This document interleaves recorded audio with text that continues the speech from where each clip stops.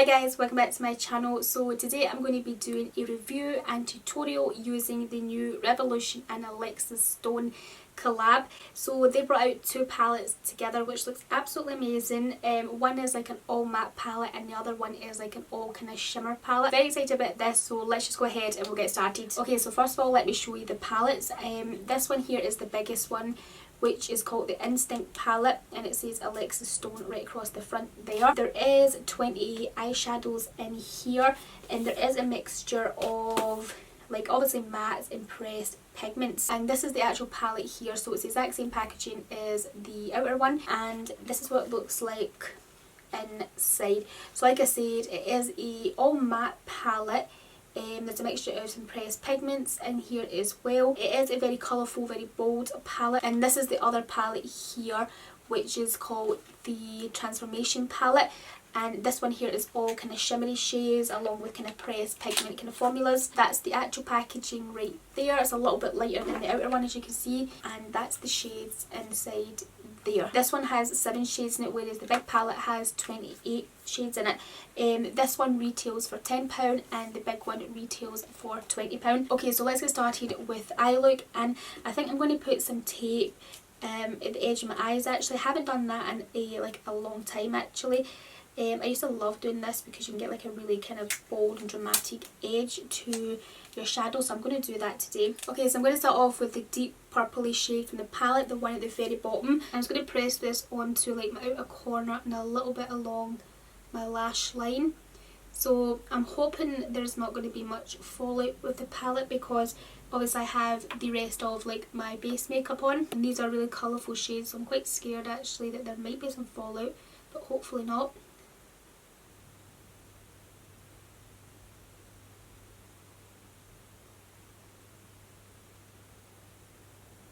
Okay, now I'm going to take this shade right here, which is a bit of a lighter purple, just so that I can blend the edge of this a little bit better, just to give that kind of gradient effect.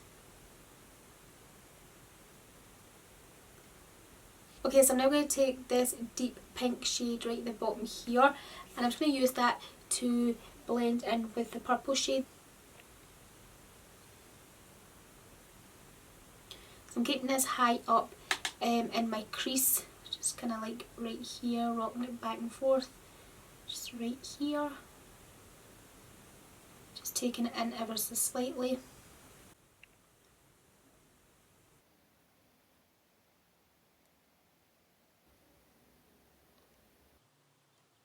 Okay, so I'm now going to take this light pink shade up the top here and just use that for the inner portion there.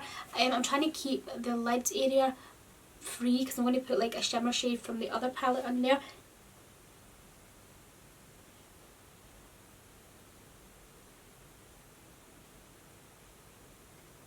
Okay, I'm now going to take this dark kind of black grey shade at the bottom here, and I'm going to run that along my lash line slightly with a pencil brush. So just like where I've applied that purple, I'm just going slightly over that, and also dragging it out to the outer corner just to make it even deeper there.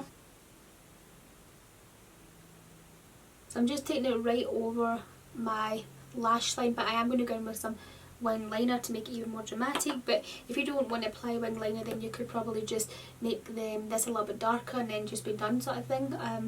But I'm going to do wing liner because obviously I like it and I feel like it makes it extra dramatic.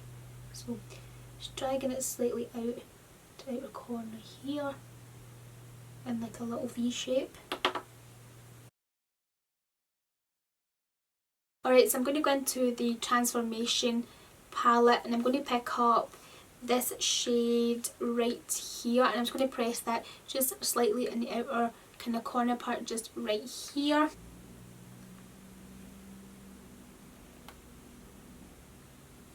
So I'm going to use my finger for this because the brush didn't pick up as well. So just taking a wee bit and packing it just right here. Okay, so that's not really turned out how I imagined it would, so I'm going to go with a different shimmery shade from the palette, a little bit more of a lighter one. So I'm going to go with this shade right here, Again, I'm just going to use my finger for this and just pack it on to my lid. It's okay if you go over that kind of black liner that we created there, because I'm going to go in with obviously winged liner, so not too fussed.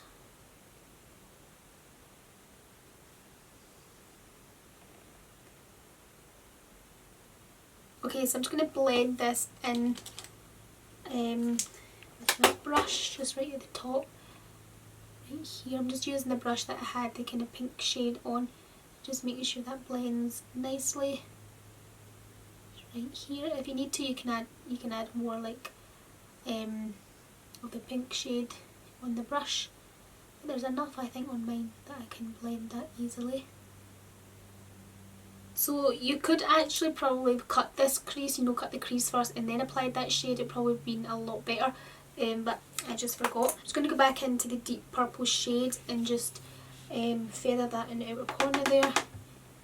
Make sure it blends nicely, just right here.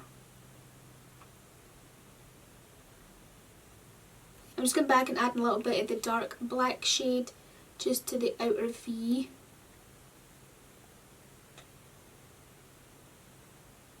Okay, so I'm just taking a little bit of this shade right here and tapping it onto the outer corner just to make sure like that shade blends nicely in with the kind of black and purple in the edge there, because a little bit more of a deeper shade. So for wing liner, I'm just going to use the Tartiest eyeliner. Okay, so to brighten up my eyes, I'm going to use this waterproof eyeliner in a nude shade from Rimmel. It's their Scandalise. So I'm going to run that in my waterline. Okay, so I'm going to take a little bit of the purple shade from the palette along my lower lash line. I always really regret doing this, but I see everybody else, doing eyeshadow on the lower lash line. Sometimes on me it just looks as if it closes my eyes off a bit too much, but I'm going to do a little bit. So I'm just going to take the dark purple shade and just press that close to my lower lash line. So on another little flat definer brush, I'm going to pick up the pink shade that we used and just apply that basically on top as well, just slightly lower to kind of smudge it.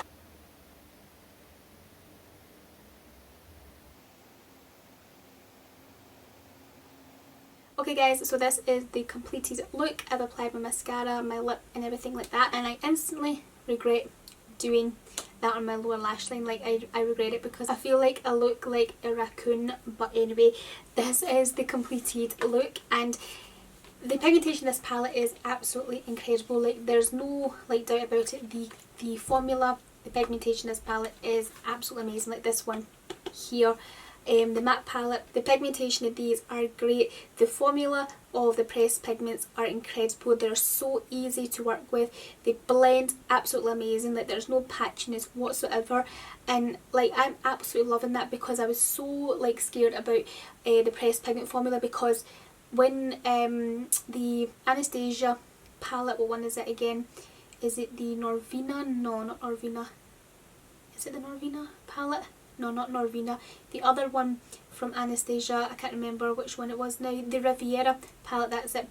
That had pressed pigments in it and they were so hard to blend. Like the pinks and the purples just did not blend well, and they were like really patchy, whereas the pinks and purples in here are amazing. Like they are so good. As you can see when I was applying them, like they just pack on so incredible, and like when I was blending the pink shade in with it, like there's no patchiness at all there, when I joined them. Like incredible. And like there's not much fallout at all with these shades, so it's great to actually have like your base makeup on and everything like that first, before you do your eyeshadow, because normally I do my eyeshadow before like my foundation and everything, but with these I wouldn't be scared to do my eyes after. So super impressed with that. Like obviously I've just used the pinks and the purples in here so far in this black shade, but I'm so excited to use the red shades and also these shades at the end here, these yellowy shades, because I feel like these yellow shades are a little bit different than other yellows I've seen in palettes. I love the look of this brown colour. I think that'd be amazing as a kind of transitional shade even in the crease as well. I think that'd be gorgeous. This shade here and this one are kind of like olivey yellow colours, you know, like olivey green colours, which I'm really loving the look of. The greens look absolutely amazing as well. They'll go well with the blue teal shades here and also those yellow shades, so very excited to play about with them. And also this grey column here looks great as well. So yeah, so far I'm so impressed with this palette. Like the pigmentation in it is absolutely incredible, and for being pressed pigment formulas for like the majority of them. So the pressed pigment formulas in here is the 3 in this pink column here and then 3 in this purple column.